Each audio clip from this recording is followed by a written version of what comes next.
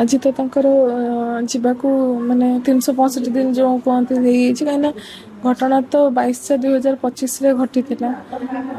ତାଙ୍କର କର୍ମ ବି ଚାଲିଛି, ଆପଣ ଦେଖୁଥିବେ। ଆଉ ସରକାର ସେତେବେଳେ ବହୁତ ହେଲ୍ପ କରିଥିଲେ, ଯେତେବେଳେ କି ମାନେ ଆମେ ଆସିଲୁ କାଶ୍ମୀରରୁ ଘର ପର୍ଯ୍ୟନ୍ତ ବହୁତ ହେଲ୍ପ ମିଳିଛି। ସେତେବେଳେ ବହୁତ ପ୍ରତିଶ୍ରୁତି ବି ଦେଇଥିଲେ ସେ।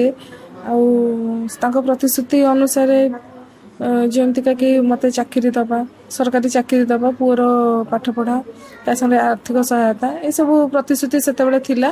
ଆର୍ଥିକ ସହାୟତା ମୋତେ ମିଳିସାରିଛି। ଆଉ ପ୍ରତିଶ୍ରୁତି ଯେଉଁ ଦେଇଥିଲେ ସରକାରୀ ଚାକିରି ଦେବେ ବୋଲି, ତା ପାଇଁ ବି ସବୁ ଯେଉଁ ଡକୁମେଣ୍ଟସ୍ ଥିଲା ତାକୁ ପ୍ରଶାସନ ଥ୍ରୋରେ ଦିଆହେଇଛି। ଆଉ କିନ୍ତୁ ଆଜିକୁ ବର୍ଷିକିଆ ହେଇଗଲାଣି, ମୁଁ ଆଶା ବି ରଖୁଛି ଯେ ସରକାର ନିଶ୍ଚୟ କିଛି ଚିନ୍ତା କରିଥିବେ। ଆଉ ମୋର ଏଇ ଯେଉଁ ପ୍ରତିଶ୍ରୁତି ମୋତେ ଯେଉଁ ଦେଇଛନ୍ତି ସରକାରୀ ଚାକିରି ଦେବେ ବୋଲି, ମୋର ଯୋଗ୍ୟତା ଅନୁସାରେ ଗୋଟେ ଭଲ ସରକାରୀ ଚାକିରି ଦେଲେ ମୁଁ ବି ଉପକୃତ